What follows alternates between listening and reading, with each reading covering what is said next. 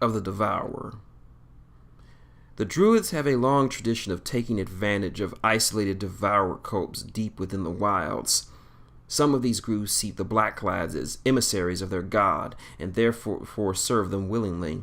This respect for the Order creates a point of easy connection for the Blackclads in many remote towns and tribes. The more ardent the cult, the easier for a Blackclad to make use of its membership.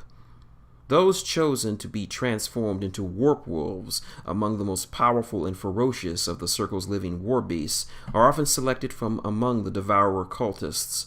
This bestial state is hard on the mind, bringing a form of lasting madness that strips away all reason. While civilized mankind would view this as a curse, some of the worm's more fervent worshippers view it instead as the ultimate blessing. The Tharn. Tribes of Tharn are the most ardent allies at the Circle's disposal. They were once among the most feared warriors of the Mulgur, a bloodthirsty alliance of tribes who relished ritual consumption of the enemy's flesh. After the fall of the Mulgur, the early Blackclads cultivated relationships with the Tharn and turned their tribe's strength against mankind's cities whenever possible. Tharn chiefs made promises to the Blackclads that have been passed through the generations and reinforced by continuous contact with individual druids.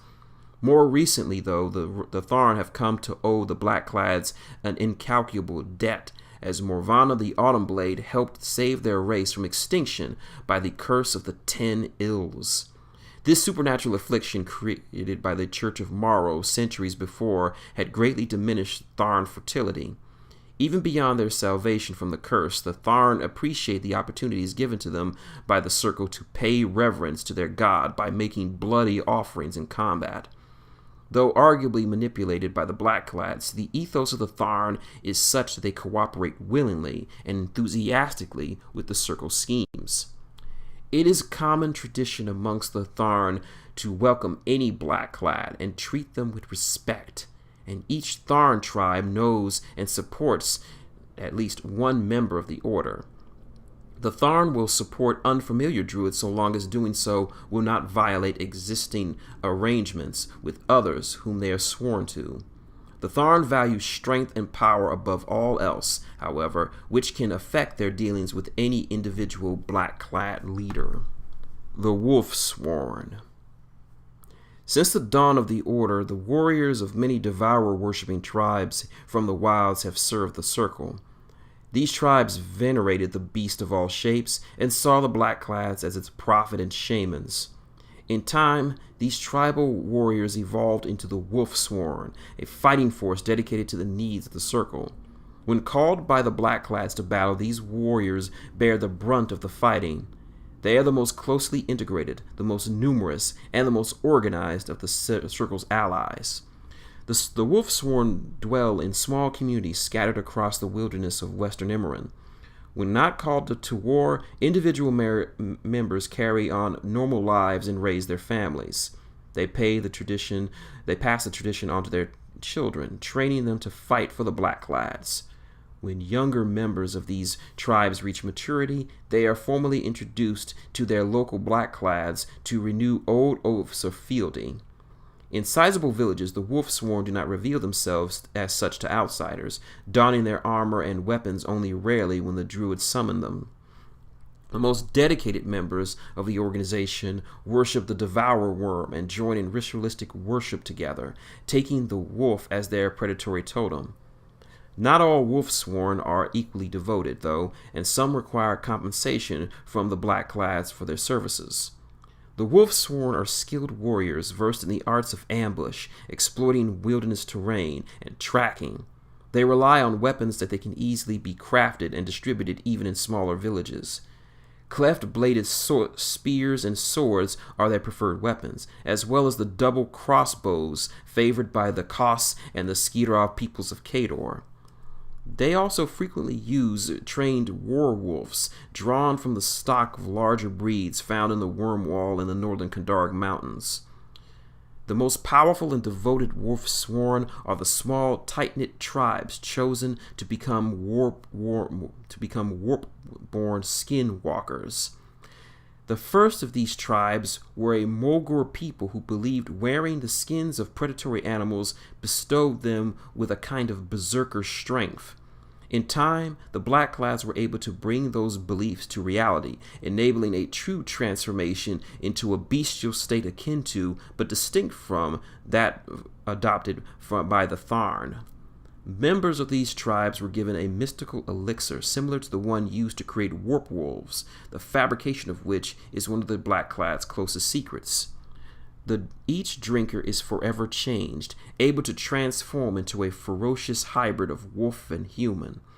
The Warpborn are renowned for their savagery and their ability to endure wounds that would kill a mere human. The organizational structure of the Wolfsworn is rooted in ancient tribal traditions, but it has evolved through their long centuries of service to the Blackclads. At the most basic level, they fight in packs led by their most senior and able among them, called huntsmen. Veteran warriors can also call out leaders in ritual combat challenges for positions of authority. If several packs live together in a given area, they are coordinated by a master of the hunt, who is the senior leader of the community or combined pack. The master of the hunt typically controls 20 to 50 warriors.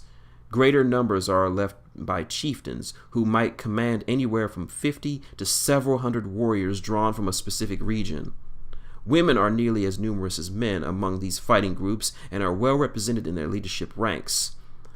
Above chieftains are a small number of individual wolf lords, legendary figures of such stature that they are recognized across Western Imran and can gather a sizable host of warriors from even far-flung tribes.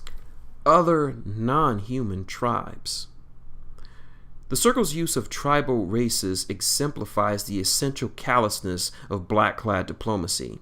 Such allies, including warriors drawn from the Pharaoh, Gatormen, Bog Trogs, or Croak villages, are generally seen as ready fodder for the Circle's schemes. Historically, the Blackclads have entered into similar arrangements with the Trolk and Kriels, though recent strife has put an end to this practice in most areas.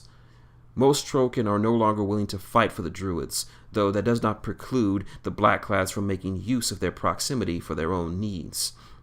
In some cases, the Blackclads have even encouraged the settling of wilderness races near the holdings to serve as a natural buffer against mutual enemies.